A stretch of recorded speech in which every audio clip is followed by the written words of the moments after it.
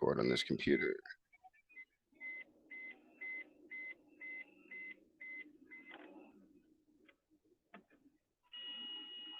And what do we go, about half an hour or an hour, or how long does it go?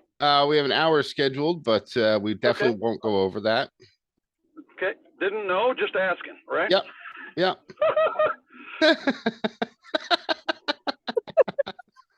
This is going to be no fun. No.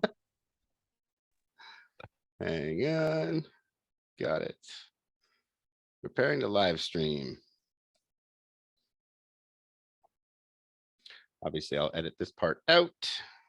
So does everybody know you guys are mortgage agents, or what? Like, what is the premise of you guys are when we do the meeting or the podcast? Yes.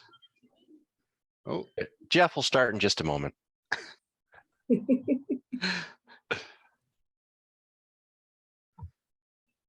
Oh, we had to do Beauty and the Beast today, did we? Nice. And in 3, 2, 1. Hello and welcome to another episode of Guide to the Grind, where we talk about money, mindset, and motivation. My name is Jeff Eady. Joining me today, as always, is one of Canada's top mortgage brokers, one of my good friends, and the cream filling to my Twinkie, Mr. Jonathan Tilger. Jonathan, how are you today, sir? I'm pretty grossed out by the cream filling part, but other than that, I'm doing phenomenal. How about yourself? I am fantastic. Also, we have joining with us special guest, Money Mama, one of my good friends and somebody we brought on the show to class us up, Miss Melanie Rousseau. Mel, how are you today? See, you didn't even scream for me. This would not be awesome. Moving on to our guest today. I'm now nervous. Today we have one of my good friends, somebody I'm really excited to have on the show, somebody that I would consider a teacher and a mentor to me, somebody who I've worked with over the years on a number of different deals, who taught me a lot of what I know about the private mortgage world and investing in general. He's also an investor and owner and operator in the mobile home community. Please welcome Mr. Jonathan Weaver. Jonathan, how are you today, sir? Wore my T-shirt just to represent. Well, I certainly appreciate you joining us on such short notice. I thank you for your time, and I really, after our conversation yesterday, I think there's a ton of value that you have to offer in the space that you occupy. It's one of the probably most often overlooked areas in real estate investing, and you've certainly opened my eyes to it. Do you want to talk about how long you've been an owner, operator, and investor in your property, and how you got started in that? So yeah, we bought the park. We bought the park 5 years ago. It was broken. I mean, I bought it from a 90-year-old. Actually, I didn't even buy it from the 90-year-old. I bought it from his daughter, who had power of attorney. He had been an absentee landlord, so I would call that hobby rather than a business. The property was zoned for 400 units. They were using fewer than 200. So yeah, today we have 268 units in the park. This time in 45 days, we'll grow to 300, and by this time next year, we'll be 400 units. Wow. So, clearly the opportunity was there, but it would be like buying an apartment building and half the apartments, are only missing, drywall, a kitchen, and a bathroom. And you go, why would you not do that? But, there are people who buy fixer-uppers every day. So the real question is, what do people understand about, modular home living? And I call it modular home living rather than trailer park living, because trailer park connotates, sort of a negative stereotype. Mm-hmm. Either, somebody living literally in a travel trailer, or something, where you expect to see, don't make the bubbles comment about my glasses. Because I'm going to start working out soon, so I can be, I can avoid being Ricky, or I want to be Jules, right? Yeah. So, the interesting piece of that puzzle, though, financially, is that it opens doors. I mean, if you go look at a trailer park, I mean, even at a 10 cap. So take mathematics. You can buy a trailer park at a 10 cap today. So if it's making $100,000, you can buy it for $1 million, or $1.5 million, and if you're paying a 7 cap, it's $1.5 million. Well, what are you buying? What's your rent revenue? Is to get $100,000 revenue, net revenue on, a house. You're going to buy it for a 3 cap. So it's going to be, $3 million, right? So literally you can buy them for half price. I wouldn't recommend, although unlike a house, I wouldn't recommend buying it, with your last 10 cents, because, there is a lot of maintenance and there's a lot of expertise, none of which I had when I bought the park. But the good news is we had additional resources and knew that we were going to spend, right? I mean, by the time we have 400 sites in place, we will have spent the better part of $6-7 million. Wow. So what were some of the surprises, things that were unexpected that came up when you got into this place? Okay, so first of all, I'm going to say something to you right now. There is a sentence or a phrase I will never use again as long as I live. Ready? Yeah. I have seen it all. I will never say that again. Okay? Never, never, never, never, never, never. Right? Now, you have to understand, so here's the surprise.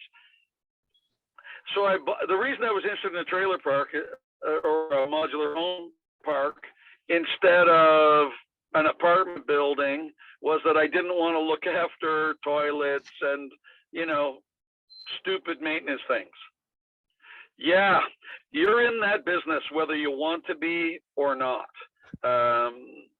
If your target audience or who ends up in your living in your community, it tends to be older people who go, I don't know how to do this themselves. And so, they tend to call the park office before they call a plumber or before they call an electrician or what have you.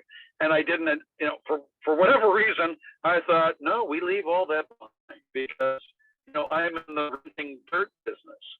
Well, no, I'm actually in the turnkey living business, and I end up having to look after all that stuff, whether you wanted to or not. So as you go through, I guess, your various tenants, so what are they doing? Are they leasing a spot off of you, and then they're setting up the structure they want, be it an actual, call it an RV, or I know some of them will have like a modular home that they put on there? So great question. So that answer will vary county to county to county. Like every jurisdiction will have its own rules. Our jurisdiction requires that you have minimum a Z240. Now I'm going to use some CSA codes that people can Google later on. So Z241 is a recreational vehicle or a seasonal park model. So it looks like a mobile home, but it is not in fact a mobile home. It means a Z241 typically means, or by definition means, it does not have thermal pane windows. It does not have enough insulation to go year round. Although structurally or physically, it will look very similar. Our county requires minimum Z240, which is a CSA code. And Z240, if you look at mobile homes from 10 years ago, they were 2x4 construction. Today, they're 2x6 construction and a higher level of insulation. So we have all well, actually, the park didn't have all Z240s when I got there. We're in the process of making that happen. All of our new homes are all A277s, which are actually modular homes. So if you were to look at the level of construction, a Z241 is as someone told me when I lived in an RV for a year with my wife, it's a poorly constructed home going down the highway, shaking, rattling, and rolling. And RV stands for repair vehicle. Okay, so okay, so that would be Z241. The Z240 is, now a 2x6 construction, very solid, very capable of being lived in year round. And an A277 would be a higher level of construction, which is actually built to the same code as a brand new home anywhere in Ontario. And in fact, there are zone differences. My business has really grown to encompass three things. We have primarily land lease, where we buy the land and we lease people a spot, which I think the question you were asking, Jonathan. So people will pay me $550 a month. That includes sewer, water, garbage pickup, plowing the roads, their property tax, all those same sort of things that people pay for in just their property tax normally. Well, actually, I guess most people have a property tax bill and a water bill. So what's interesting for people who move into the park is that their park fee is often the same as or lower than the taxes and water bill they were getting on their previous home. If I look at, I think the other part of the question, I don't know, I forgot the rest of the question. But you'll ask me again if it was important. Yeah. I love it. So let me ask you, who leases these from you? Who's your tenants? So when I bought the park, one third of my tenants. When I bought the park, we had about 80 people living in the year-round section. And so I would have said to you that one third of those people were living on disability. One third would have been retired, and one third would have been people working, and this was their, where they live. Today, I would suggest of the 140 homes, we've pre-sold 125 of them. And I would say 65%, maybe 60% are retired. 40% will be retiring in the next, 35% will be retiring in the next 5 to 8 years. And, about 5%, are typical working families.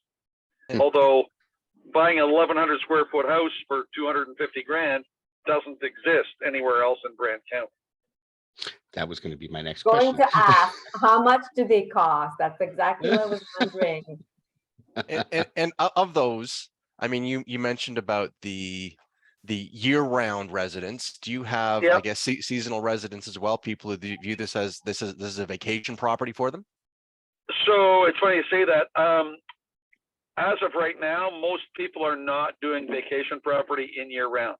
Although I do have, I think, 3 or 4 that it's, that it is. I guess I was just going to call it a recreational property for them. That they know they can lock and walk, and that nothing bad is going to happen. I have other people who are snowbirds. Although it's year round, I do have snowbirds. I have a group of people who like to go to, they have a modular home. They live in a modular home park, either in Florida or Texas or Tennessee, because those are 3 of the places I know that some of my customers go. And then they live in a modular home park here. So for them, they own 2 homes, probably for less than the price it would cost. Well, not probably, absolutely for less than it would cost for a traditional home. And if they look at their monthly cost, it's lower than, traditional home ownership.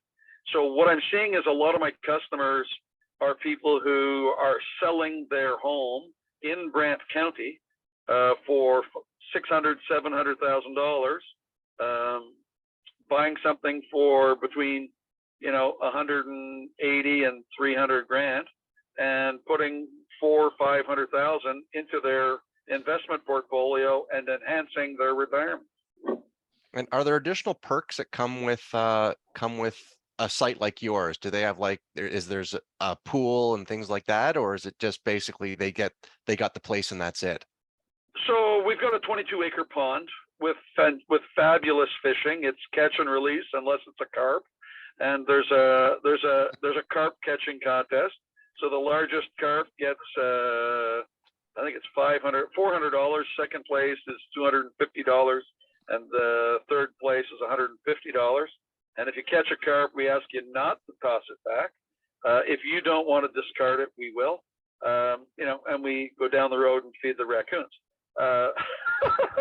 But we've got largemouth bass, smallmouth bass, pike, and carp.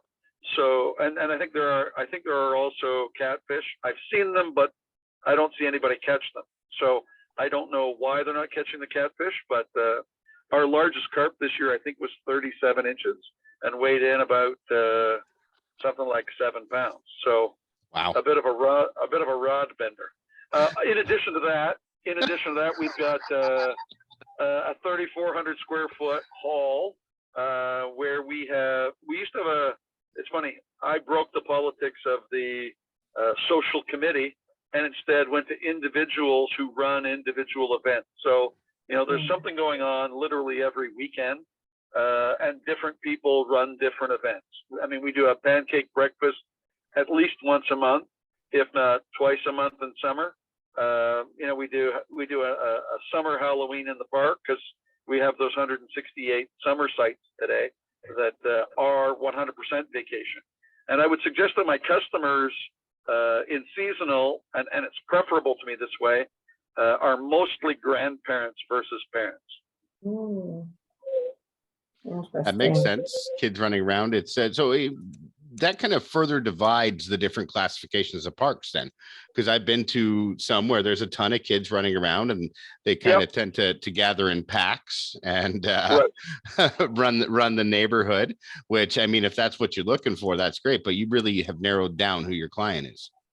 Well, here's what's interesting about that. I mean, there's literally a park not 20 minutes away from me, 55 and older only, right? And so here's the nice thing about kids, or more importantly, grandkids, okay, is that often the parents will come for a few of the days, like let's go visit Nana and Grandpa, and parents stick around for 2 days, and the grandkids are there for a week, okay. So it puts youth into the park, it puts events into the park, whereas I look at, if you're a 55 plus community, I mean, they roll up the sidewalk at 9 o'clock at night, right? I mean, there's nothing going on, right? And so, I mean, to me, we have the benefit of having both, so that it adds some energy, to the park. So I have a quick question. So if they're leasing the land from you and owning their own, like mobile. Yes, so they have to own their own unit. I don't do rentals.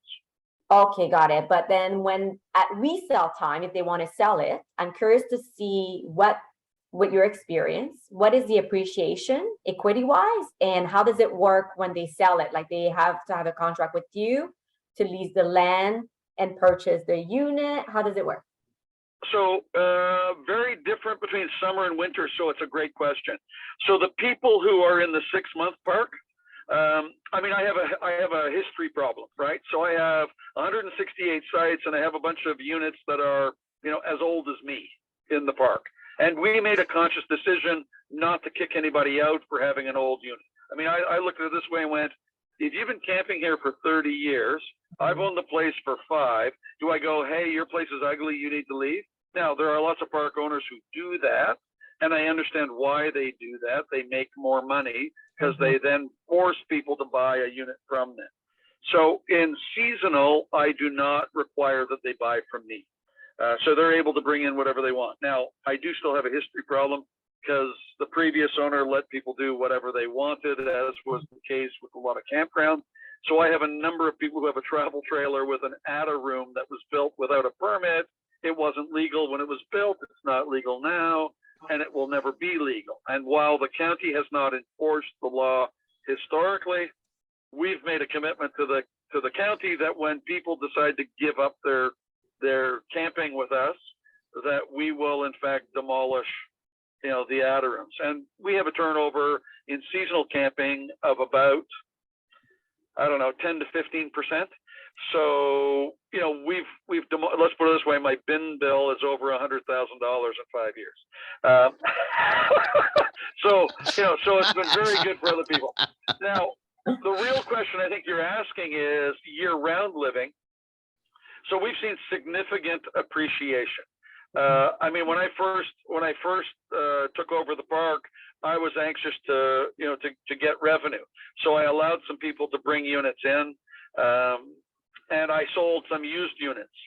Well, there are units that I sold for $30,000 that are currently trading for $130,000. So if you had bought 4 and 5 years ago from me, you've made $100,000 in 5 years. So I would say appreciation better than even the regular resale market. If you look at Realtor and the interesting, the real litmus test is Realtor.ca. So if you look at the lowest cost home on Realtor.ca in rural communities, often you'll find that it's a modular home or an older mobile home that has been modified in some way or another. And often you're going to find that it's more expensive, than buying a modular home from a dealer. Now, buying a modular home in a park is going to be more expensive than buying one on the side of the road because it comes with a legal place to park it. You don't have to go buy a piece of land. You don't have to go dig a well for 15 grand. You don't have to put in a septic system for $40,000. Like, there's a whole bunch of expenses you don't have that I think people are unaware of and sometimes get frustrated by when they go, well, how come this costs so much more than the guy selling them on the side of the road? And I go, because you can't live on the side of the road, right? Right? Like it's, there is value, to being in a community. So I would suggest to you that anybody who bought from me, even brand new units, has made $50,000 to $100,000 depending on the unit they bought. I mean, the bigger the unit you bought, the more money you made, dollar-wise. Percentage-wise, it's kind of all over the map.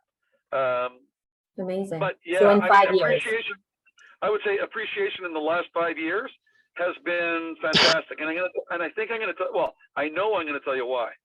So if I look at the last 9 weeks, right, or even the last, 9 weeks would be, or even the last 3 months, the last 90 days. I mean, house prices, we've seen house prices kind of falter a little bit from the chaotic, everybody's overbidding everybody. And I've said to people who have bought new homes from me and given me a deposit, but haven't necessarily sold their house here in rural Ontario, listen, you may not get the chaotic multi-bid, but let's agree that, we're still going to have 200,000 people move to Canada this year, and they don't move to North Bay. Okay, they move.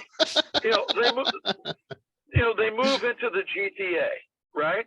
And so when they move into the GTA, the guy who yesterday got 90 days ago got 2.5 million for his 3,000 square foot bungalow, in Toronto, is now getting 2.2 million. He's still moving out here, to rural Ontario and still paying a premium.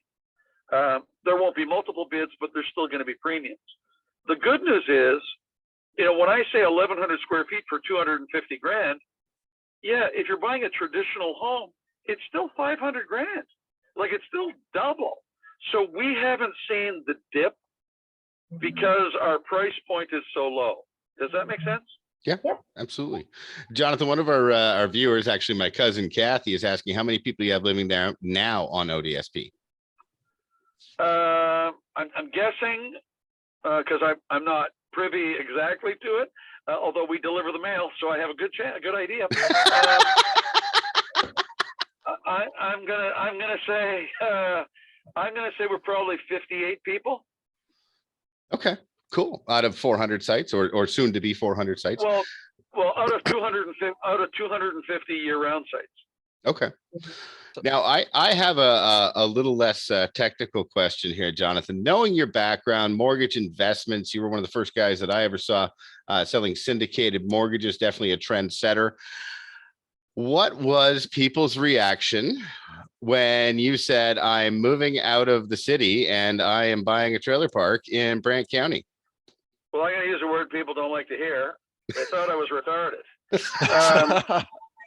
Yeah, or at least crazy.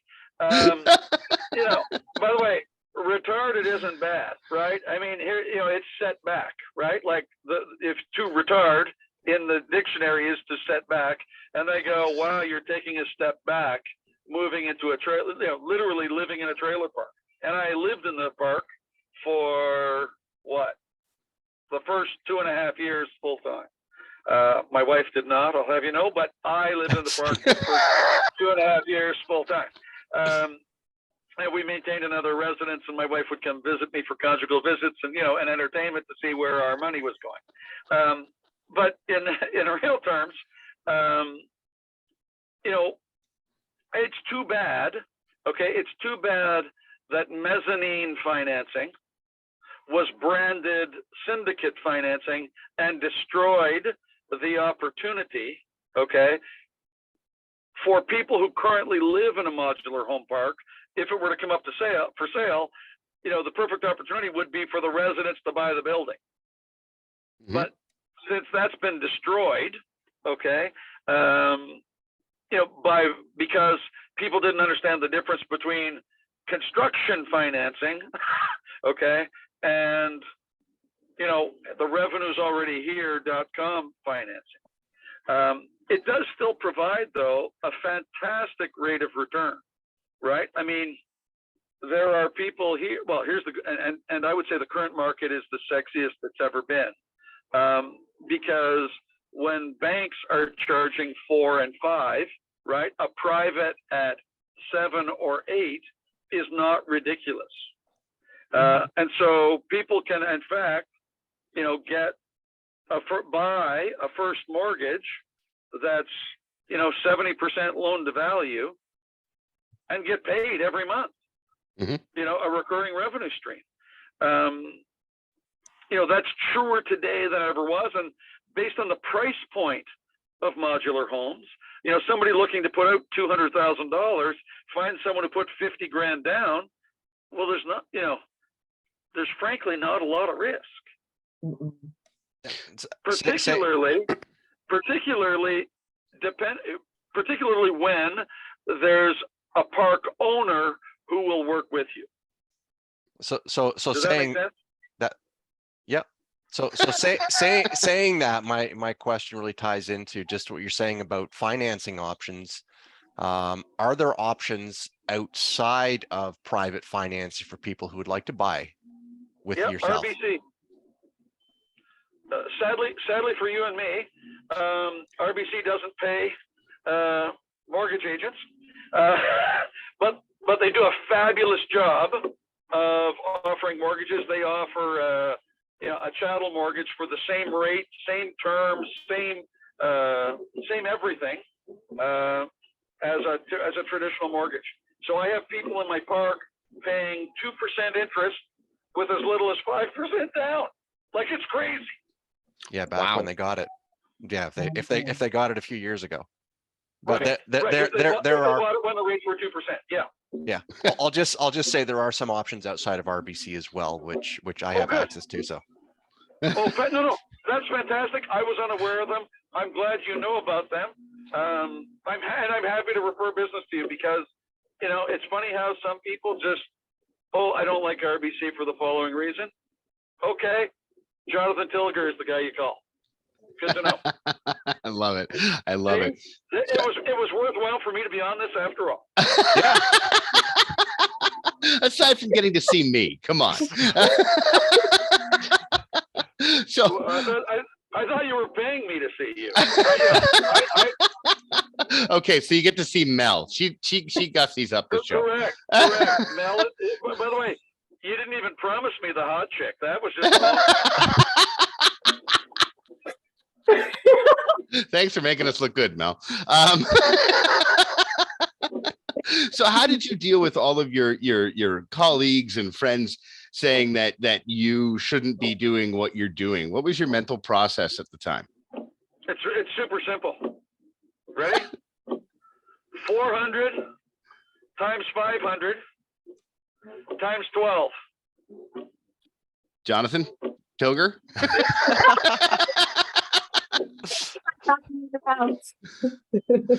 Maybe you can shortcut us, Weaves. Well, 400 times 500, okay, is $20,000 a month. Yeah. Times 12. It's times 12. It's $2.4 million a year. I bought the park doing less than 600,000 in rent. Wow. I said, when I'm finished, ideally, we'll make 2.4 million. Now we won't get there. And we won't get there because the bottom half of the part that's seasonal, the Conservation Authority won't allow us to go year round. So I won't get to 6,000 a year per site down there. I'll probably cap out about 4,000. But, you know, if you fall short of 2.4 million a year, you can fall a little bit short of that, still live very comfortably. Right? Or at least I am, right? I mean, I know Tilger has a bit of a, swanky life. So I actually was going to say, Jonathan, what does your wife say about that? Well, here's the thing. I mean, you have to go back if you want to hear the whole story. You really have to go back 28 years ago. Okay, so 28 years ago, I moved in with my wife. I asked her how much her mortgage payment was. She said $500. Uh-oh, we're losing you. We're losing you. Oh, you're back. You're back. $500. Yep. So my wife's paying $500 a month, and I said, "Well, I'm paying $1,500 rent. Why don't we pay $2,000 a month?" Fast forward 4 years later, I had already, we took all our bonuses from work and everything and paid down our mortgage. And when I came home one day and said, "I made the final mortgage payment today. Good news, bad news." She goes, "What's the good news?" I go, "I made the final mortgage payment today." She goes, "What's bad news?" I said, "We can't eat the living room." Right? And I said, she said, "I don't know what that means." I said, "Well, you have a pension, but I don't. And sooner than later, I'm going to want to not work." And so I think, and we went out and bought our first multifamily residential, leveraging, we went to a mortgage agent, borrowed $630,000. Well, actually, we were approved for 630. We only borrowed 613,000, and we paid $589 for a rental property. And at the time, my wife thought, I was borderline insane. But fast forward 3-4 years later, and tenants are paying on time, and we're building equity. Mm-hmm. We bought a second one. We bought a third one. Well, the third one, I can sell our house so we could live in an apartment. Now, we own the building, but, we continued to build equity. So, we've sold 2 out of 3. We still have the one multifamily. We sold 2 out of 3, and our prime residence, so that we pay for the park. So for us, this is all about retirement income, and it's most people aren't going to start at the level I started, where they buy the whole park, but they can participate at a smaller level. Like they can turn around and go, "I only have $100,000 to lend." Okay, would you like to hold a first mortgage on a unit where you hold the first mortgage and aren't buried in a concern where you've got too much money tied up, or somebody's got $500,000 who says, "I want to spread my risk over 2 or 3 properties." Well, that can actually be done, right? Now, again, you want to work with a park owner who isn't out to just not care. It has to be somebody who goes, "I understand the value you provide to my property by financing people who want to own and pay me rent. Consequently, if there's a problem collecting rent, right, will coordinate with the mortgage holder so that the mortgage holder isn't left holding the bag. Does that make sense? Mhm. In fact, you actually want to work with a park owner who says, if you have a mortgage on my park, I'll collect your mortgage with the rent. So that if there is a problem, right, we both know about it sooner than later. Mm-hmm.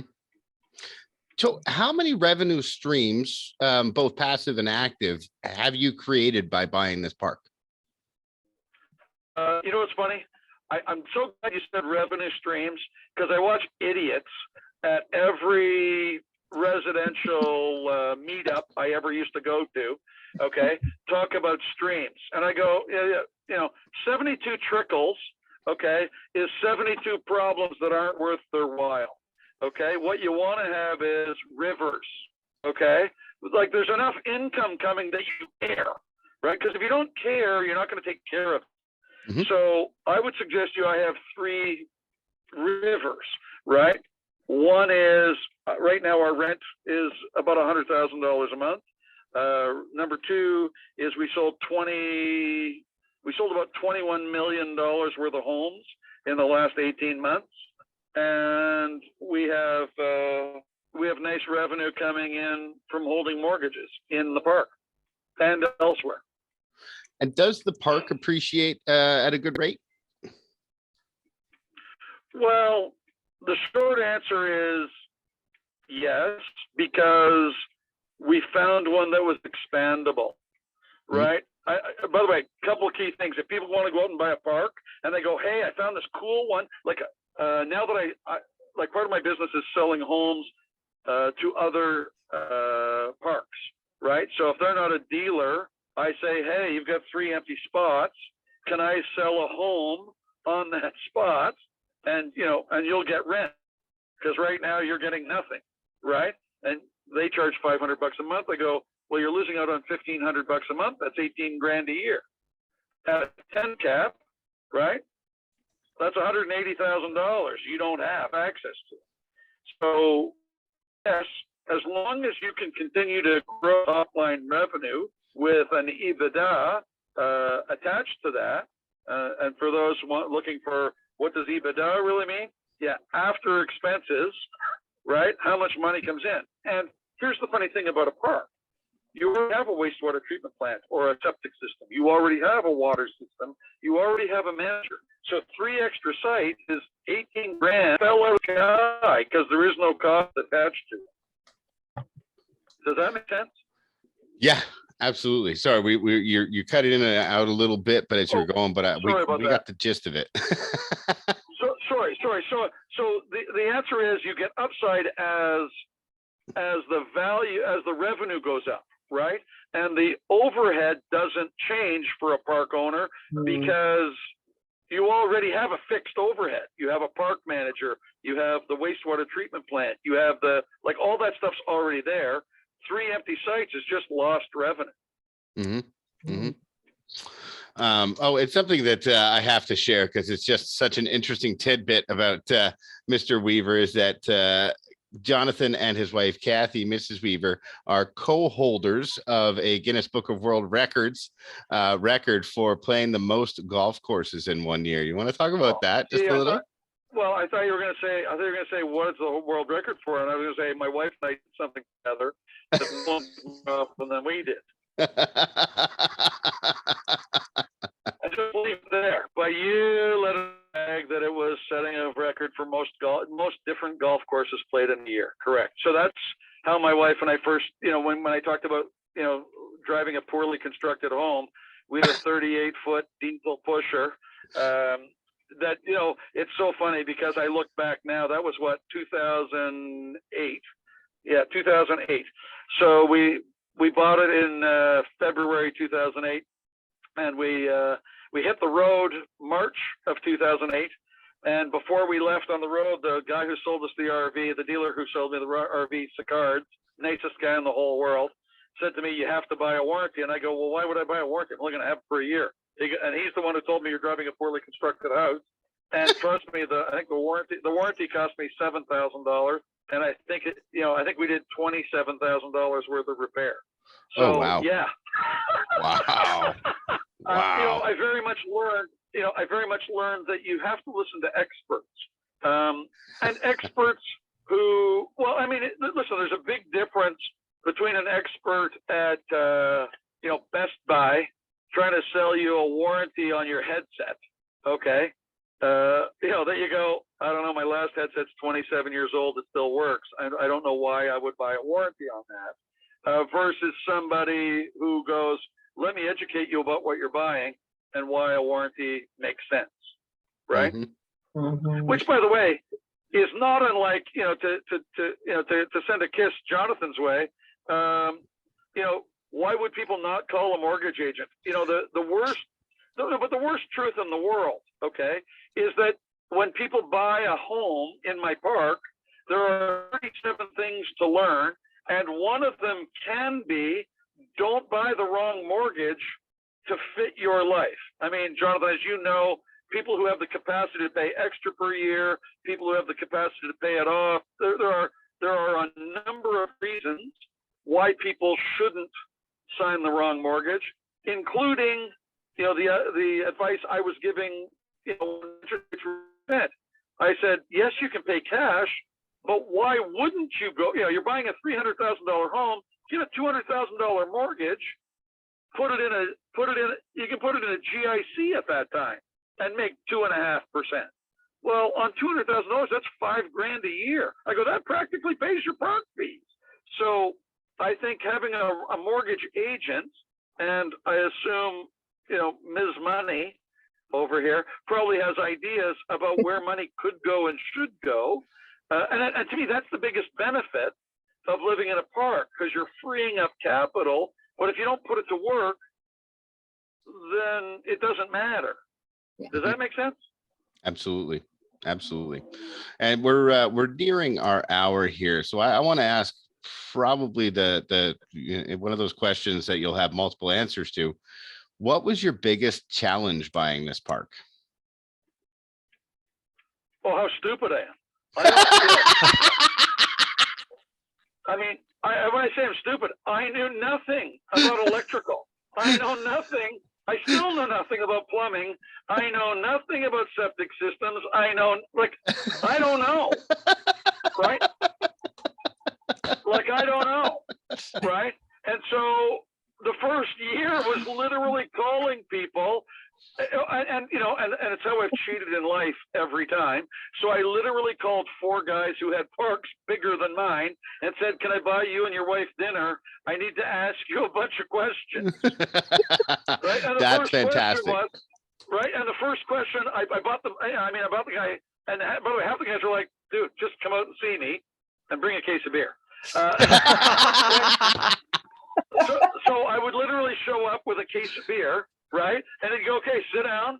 And we'd open 2 beer, and he'd say, okay, so what's your first question? I go, okay, how long have you had, first question, how long have you had your park? The guy would say, well, the first guy said, well, it's been in our family, so it's been in my park my whole life. I go, okay, when you became an adult, what was the first thing that you wish you knew, before you decided to be in the park, right? And he goes, oh man, and so I basically asked for, what are the disasters I need to avoid, right? It wasn't what are the home runs I can hit. It was, what are the disasters I need to avoid to stay alive, right? And so they gave me a number of things that I immediately went, holy crap, that cost more than I thought. Like me buying Tonka trucks as a kid was, or liking Tonka trucks as a kid was one thing. When I went out and bought my first Caterpillar 906H, by the way, the fact that I know what that is a problem for me. Okay. By the way, I had brown hair, no beard, and I wore, a shirt with a collar on. Okay, that's where I am. Okay. So back then, right, I was like, I don't even know what that is, but I'll go get one. Right.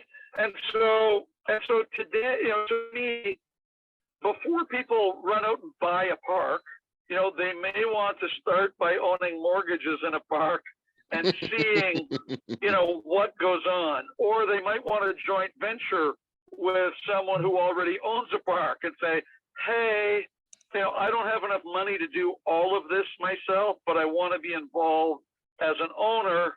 What could that look like? Mm-hmm. And so to me, there are a number of, what should I do's, right? That will help them avoid pitfalls. Like I didn't know, it seems stupid in your house. If you don't heat your house, pipes freeze. Yeah. When you own a septic system spread across 60 acres, yeah, it's worse. Let me tell you, right? Like, and septic problems are problems. Starting with it smells, right? Like, and when you discover that it smells is the least of your problems, right? That's when you go, okay, I'm paying attention now, right? Right? Like it's crazy, but it's also true of anything else in life. There are no shortcuts. Like, do it right the first time. Know what your end game is, knowing that, and by the way, and not everyone will listen. So a perfect example is my water treatment guy, the guy who took care of my potable water. When I bought the park, I said, it's zoned for 400. We're going to have 400. Don't sell me anything that won't look after 400. So I bought a water softener, and the next technician came in and looked at my water softener and said, what's that for? And I said, well, it's looking after the water softening for the park. And he goes, for the first 10 minutes, maybe. And I'm like, what do you mean? I spent 30 grand on this. And he goes, well, it's not close to taking care of what you want to take care of. So I called the guy up who sold me the water softener and said, hey, like, this isn't big enough. Why did you sell it to me? He goes, well, your well pump is too small. And I go, well, how much is a well pump? He goes, well, they're kind of expensive. I go, well, how much is kind of expensive? And he goes, well, they're like $3 grand. And I'm like, I spent 30 grand on water softening. You think I wouldn't spend 3 grand on a bigger pump? He goes, yeah, but then you would have spent 50 grand on the water softener system. I go, yes, but it would have worked. Yes. Right? I mean, let's be honest. People make those same mistakes with their personal automobile every day. Mm-hmm. Right? Mm-hmm. I mean, they go, hey, do you want to buy a used part or a new, or a factory part? And in between is like a new part somewhere else. So I think, sometimes we make decisions financially that are not good for us, right? That because it's based on limited knowledge, right? So, my first advice to anybody doing anything, right? And the neat thing about for Jonathan is he charges nothing, right? Like, it's free to talk to Jonathan. It's free to use Jonathan because the lender pays him, unless you can't get money anywhere else, and then you're paying Jonathan to make something happen that could not otherwise happen, right? So Jonathan has an advantage. I have no idea how Mrs. Money works, Money mama. I gotta thank you for all the plugs today. This is phenomenal. I mean, you gotta be a guest all the time. I know. But Jonathan, you know that having been a mortgage agent, right? I know that people don't understand how it works in Canada. They go, hey, there's 5 banks. I mean, I can walk to all 5 of them and figure it out myself. And what they don't understand, what John Q. Public doesn't understand, is that, frankly, there are institutional lenders like insurance companies and other, institutions that are putting money out cheaper than the banks today. Yep. So, and people go, what? Like, it's a surprise to them. Now, at the end of the day, people don't know what they don't know. Mm-hmm. And to me, that was the biggest problem when I bought the park. Now, the good news is I bought the park broken enough that I knew I got it, and I knew how many sites I could have, which meant as long as I could fill the sites, I could afford to make the mistakes. Mm-hmm. Right? I mean, the oldest saying in the world is true, right? You know, sales covers a multitude of sins, right? So, you know, look at a guy look at the guy making 300 grand a year versus the guy making 100 grand a year. He can make a few mistakes, and it won't, you know, and he's not wiped out. You know, I look at, and then to me, the worst part is, Q Canadian makes household family income 70 grand. They need, you know, to me, you know, with the stock market being up, down, all around, I look at private lending as, you know, wow, I can make 7%, and in the darkest storm, I still make 7%. You know, the stock market, you know, your friends will go, oh my God, the stock market went down 30%. And I go, who cares, right? You know, house prices went down 12%. And I mean, I don't care. I'm getting my 7%, right? So, and by the way, I plug mortgage agents mostly because I don't understand financial markets. Like if a financial analyst could say to me, okay, this year it's going to be rough, we're going to make 4. I maybe could live with that, right? Not, well, I have no idea. And I don't know which ones are going up. I don't know which ones are going down. I don't know. Well, that's not exactly where I want to put my money, right? So when I look at real estate in general, and by the way, let's talk about the difference. You know, you'll know we sold off everything except for our one multifamily. We kept the one multifamily in Toronto, and sold the single family home, right? We lived in a single family home. We sold it rather than continuing to pay down the mortgage because I had no idea what was going to happen to it. It had spiraled upward. Like in comparison, and the perfect example is if I look at, we didn't even have a 6,000 square foot home. Okay. It was probably half that. Okay. And my multiplex is a 6,000 square foot building. And my multiplex is worth less than half of what the home sold for. Right. So you say to yourself, it doesn't make sense. Right. I've got a multiplex that pays me more than $10,000 a month, and it's worth less than half a single family home of the same size. Now, I'm addicted to income as opposed to square footage for my personal use, which is not to say I want to live in a cardboard box, but, you know, I'd rather have more money at the end of the month than have more room, you know, to go in the corner and cry in. That's just me personally. But I think it's true for most people. You know, if you look at the masses, you know, the masses are making under 100 grand a year. And I think there's been no better time than today. Okay. Because when there's volatility, there's opportunity. Or where there's education, you can find security, okay, to weather the storm. And I think by listening to a podcast like this or anybody else's, you know, you have to listen to more than one opinion. You cut out again. Exactly. Oh, Finish no. the sentence. than one, because, you know. Uh-oh, we're losing you, Weaves. Sorry, you know what? That's because my phone rang. Sorry. Oh, okay. You know, I can't afford computers and headsets like you. Okay.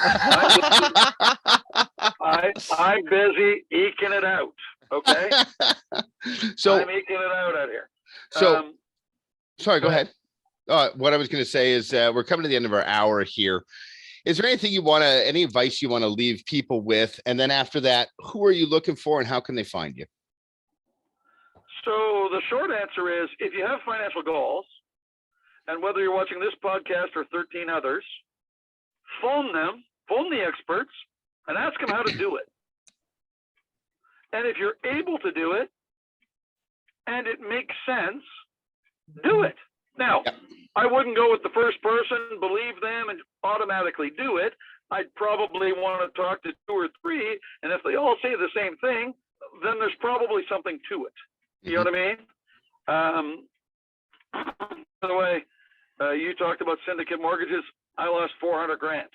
So, you know, we all make mistakes too, right? But I learned the difference between the revenue's already here and maybe the revenue will come someday. So I learned to go with stuff that isn't all that sexy In fact, the less sexy it is, generally the more secure it is. And so when I look at who's looking for me, you know, obviously, you know, if you're looking to live in 200, if you're looking to live in 1,100 square feet for under $260,000, come see me. If you're looking to, you know, if you're looking to lend money, you know, to a single mortgage, I mean, I only have a few in my park for sale. Someone like Jonathan would have certainly more options for them. And I don't know the market Jonathan chases, but if you're looking with a smaller amount of money, sub 200, if you're looking to put out sub 250,000, or if you're looking to put out 200,000 and less, you know, I'm a park owner that, you know, will probably attach you to someone, you know, who will borrow from you with enough equity, you know, to give you security. Does that make sense? Yep, absolutely. Absolutely. And how do people find you, Weaves? 416-528-8028. Sorry, 416. At least 528. Yep. 8028. Fantastic. Fantastic. If Now, JT. Okay. Sorry, what was that? And if you call with a crank call, just breathe heavy. Mel, JT, anything you guys want to say to wrap it up? Hey, thanks, Jonathan. Phenomenal having you on here as a guest. Learned a lot. You're definitely an interesting guy. I mean, I've met you a couple times in the past. I know Jeff knows you a lot better than I do, but yeah, just fun having you on here. So thanks for being our guest. Yeah, thank you. imagine? First time I meet you, but I feel that I've known you before. And again, super amazing information. You know, I'm thinking already, who do I know? So. Well, you know, here's the thing. You know, if you want to have it back, maybe we pre-plan what we're going to talk about, so I sound a little less, you know, frenetic. And if you give me more than 12 hours notice, I might even shave. You know. Your legs? Now, and if you see me, listen, it'll be after the 18th of next month, so I won't be wearing glasses anymore. I'm going for the cataract surgery to, you know, I don't have cataracts, but I'm going for the cataract surgery to do permanent solution for vision, because, you know, wearing Coke bottles, you know, is stylish, but, you know, not fun. Not where near a mobile home park. Listen, honestly, it's mostly for the golf course. I can't, you know, I can't play golf in bifocals, and I can't see more than 150 yards without glasses. So I have no idea where half my shots go. I just wander out there and hope I find them. Well, I know you're a heck of a lot better player than I am, but that's how I work too. Well, guys, thank you so much. Jonathan Weaver, it's been an absolute pleasure to see you again, my friend. We definitely want to have you back. We'll get another appointment set for you. You heard it there. If they want to get a hold of you, the number is 416 528-8028. Fantastic. Thanks so much. If you want to know more about Melanie, you can certainly find her at moneymamato.com. And you can know more about Jonathan and I at guidetothegrind.com. Thanks so much for listening. Have a fantastic day. We really appreciate your time, and we will see you soon.